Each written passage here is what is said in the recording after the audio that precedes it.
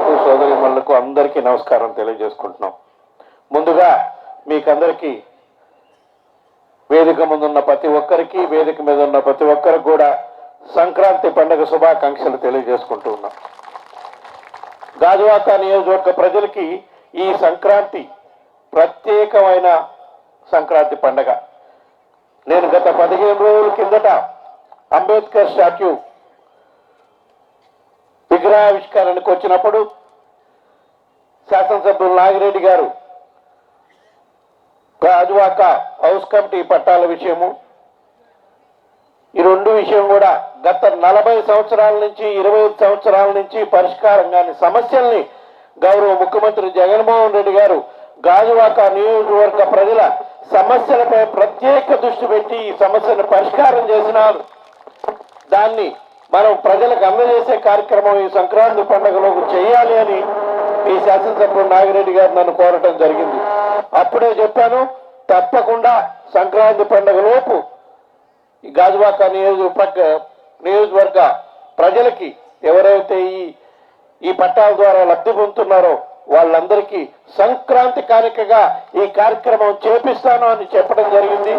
అదే విషయం గౌరవ ముఖ్యమంత్రి గారు చెప్పినప్పుడు ముఖ్యమంత్రి గారు తక్షణమే దీనిపై ప్రత్యేక దృష్టి పెట్టి మన రెవెన్యూ మంత్రి ధర్మాన ప్రసాద్ గారిని ఆఫీస్కి పిలుచుకొని మాట్లాడి ఈ కార్యక్రమం నీ చేతుల మీదుగా జరిపించాలన్నా, ఎన్నో సంవత్సరాల నుంచి పెండింగ్ ఉన్న కార్యక్రమం దీనిపై నాగిరెడ్డి అన్న తీసుకున్న ప్రత్యేక శ్రద్ధ వల్ల జిల్లా అధికారులు, మరీ ముఖ్యంగా కలెక్టర్ గారు, జాయింట్ కలెక్టర్, ఆర్డీఓ వాళ్ళందరి సహకారంతో, రెవెన్యూ అధికారుల సహకారంతో ఈ కార్యక్రమం పెద్ద ఎత్తున జరిపించే కార్యక్రమం ధర్మాన ప్రసాద్ గారి చేతుల మీదుగా జరపాలని గౌరవ ముఖ్యమంత్రి జగన్మోహన్ రెడ్డి గారి ఆదేశాల మేరకు ఈ రోజు ఈ కార్యక్రమం జరుగుతుందని చెప్పి ఈ సందర్భంగా తెలియజేసుకుంటున్నాం. ఇందులో ప్రధానంగా 4 అంశాలు.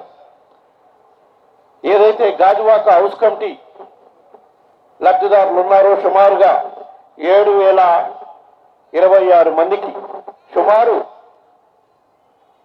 790 కోట్ల రూపాయలతో 5,26,950 స్క్వేర్ యార్డ్స్ స్థలాన్ని ఈరోజు కన్వీనెన్స్ లీడ్ ద్వారా ఈ 7,026 మందికి హ్యాండ్ ఓవర్ చేయడం, అప్పగించడం జరుగుతుందని చెప్పి ఈ సందర్భంగా తెలియజేసుకున్నా. దీని విలువ టోటల్ 790 కోట్ల రూపాయలు. ఇది సుమారుగా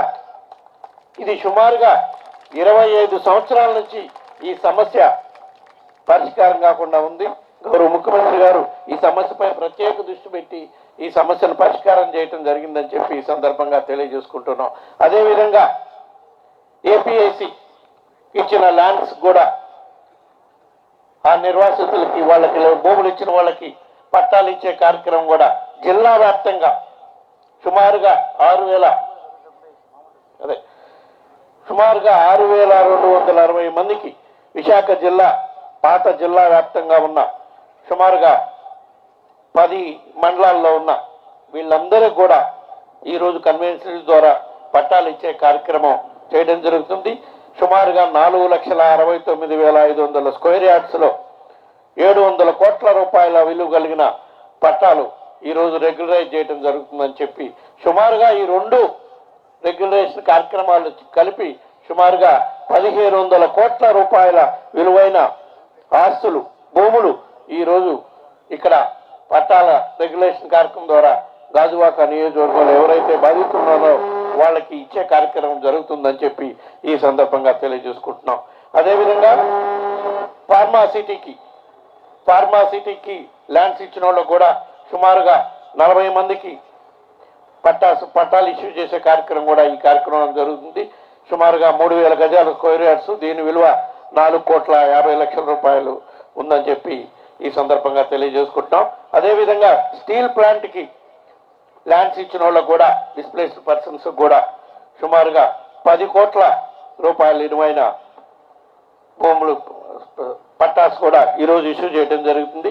ఈ 2 సమస్యలు కూడా సుమారుగా 35-40 సంవత్సరాల నుంచి పెండింగ్ ఉన్న సమస్యలు అని చెప్పి ఈ సందర్భంగా తెలియజేసుకుంటూ, గాజువాక నియోజకవర్గంలో ఉన్న ప్రతి ఒక్క సమస్యపై గాజువాక శాసనసభ్యుడు నాగిరెడ్డి గారు ఎప్పుడు సమస్య మీద వచ్చినా కూడా అధికారులతో మాట్లాడి ఆ సమస్యల్ని పరిష్కారం చేయడం కోసం అత్యున్నత ప్రాధాన్యత ఇవ్వడం జరిగిందని చెప్పి ఈ సందర్భంగా తెలియజేసుకుంటూ, ఇందాకనే నాగిరెడ్డి అని ఇంకో సమస్య చెప్పాడు.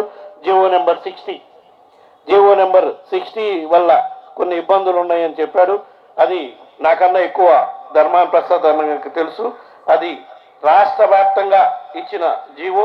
దాన్ని మనం ఏదన్నా వెసులుబాటు చేయాలన్నా మళ్ళా క్యాబినెట్లో చర్చించి దాన్ని ప్రత్యేకంగా డిస్కస్ చేసి చేయాలి. కాబట్టి దాన్ని కూడా నేను ముఖ్యమంత్రి గారి దృష్టికి తీసుకుపోతాను.